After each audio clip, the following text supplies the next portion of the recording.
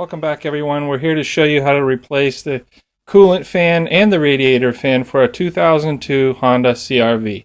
So the first thing we need to do is remove this shield. You'll notice that it has these things right here. You just take a flathead screwdriver, pop those out, pop it out just like that.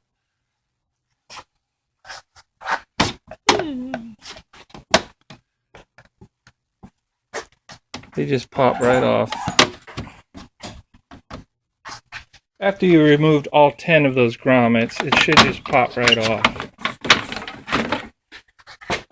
Remove this bar, and you do that by taking a 10mm socket and remove these bolts here, here, here, and here. You'll also have to remove these two bolts. These off so you can get to this bolt under here and take that one off. On a side note, you do not have to remove this hood latch mechanism in order to take this bar off and remove the fan motors. So don't bother taking that off.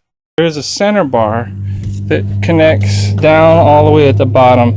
You're going to need a long extension in order to get to that bolt. I'll show you now underneath the car how to get to that. So right under here, in here, let me try to put the camera up there so you can see the bolt right there. That is at the bottom, center bar unbolted at the bottom. This will just pull right off. I did have to remove this wire. It has these little grommets that hold it in here. You just push those in, the wire comes out. That wire runs up underneath there and it holds it in tight. So once you remove that, it loosens up real nice. I think once you have this loosened, you now have pretty good access and enough room to get to your fans. You still need to take this bolt and take this off because it is in the way of you pulling this fan off. You also have to take this overflow tube off, and you will have to disconnect this radiator hose. Pull this hose off, which a little flathead screwdriver helps pull that off, and you take this off. You should be able to start pulling it. Now, one of the things on these fans, you have to disconnect this harness off the fan. There's one on that one. This hose right here, you'll have to move out of the way.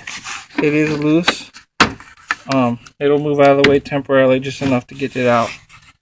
The other harness, wire harness, is right here.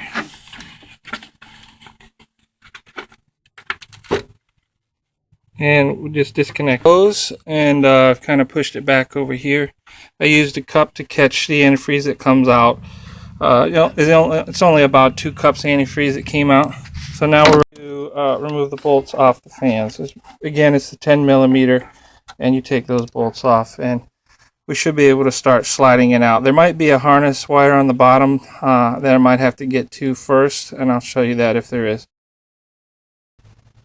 Okay, at the bottom of the fan on the car is 2 harnesses that attach here and here.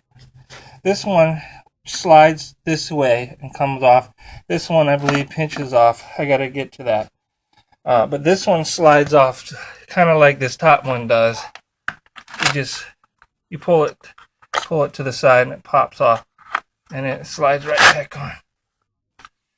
So that's what I'm attempting to do to this old one that's still on there. You have to do it from underneath and detach those 2 harnesses from off the fan, and then this fan will just pull right out. This is only on the smaller fan, radiator fan. The cooler fan does not have that on the bottom, so this will be much easier to remove once we take this one out. And I chose to take both fans out because even though this one was the only one broken, it's better to take them both out at the same time because it's easier to get to this one when this one's out. And this one's already, 12, 13 years old. It's probably time to go anyway. And it wasn't that much more. I think I got both fans combined was only $85 on eBay. So, I don't know if you can see it. I'm going to try to attempt to get the camera back in here. But this is the bottom of the fan. And right there is the harness we got to get off the fan. We're going to slide that to the left. And the other harness is on.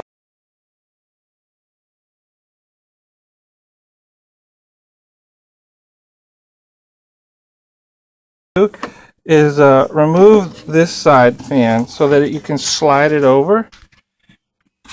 When you slide it over, you can get this fan and turn it to the side. And when you turn it to the side, you can actually access that clip over here. I don't know if you can see the clip that you've got to take off, but it's in the picture there. But it's much easier to get to the clip here.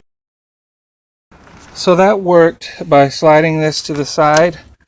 I was able to get to that clip. So now the fan should be able to pull right out.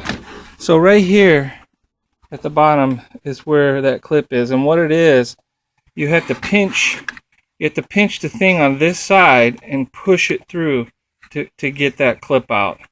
That's how that clip works. Where my hand is? You're going to have to slide this over. You might even have to push the battery over.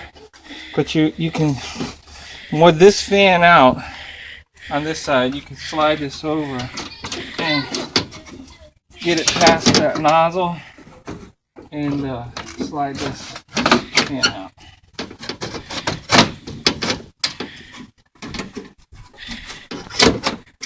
Got a big engine back here. You got to get past the bar. But there it is. This one, as you see, doesn't have any harnesses on the bottom. So, just to help you see the two harness attachments at the bottom of the radiator, this is one. It slides in. This is the other one. And remember how I said it has a clip? This thing squeezes together, and you pull it this way out of the bottom of the clip. Takes a little bit of tight squeeze, slide it little by little until you get the fan back into its place. The back of the motor sticks out. It's best to get the back of the motor on this side of the support bracket, going in on this side. I started to bring it in down where the other fan goes, but it's better to get that back motor on this side. And you just got to squeeze it down until it's into place. Just get those two bottom pegs into the holes. Here you can see where the holes for the other fan goes. So I've put the bolts back on the right fan here, and I've also reconnected the harness wire, and it just slides on to the new fan. And now I'll do the same thing on this side. Also, the overflow coolant. I've reconnected this hose.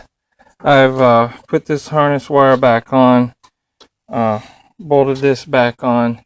I've put this back in place. I pushed the wire harness back through the main frame. I've put these clips back down, ready to go.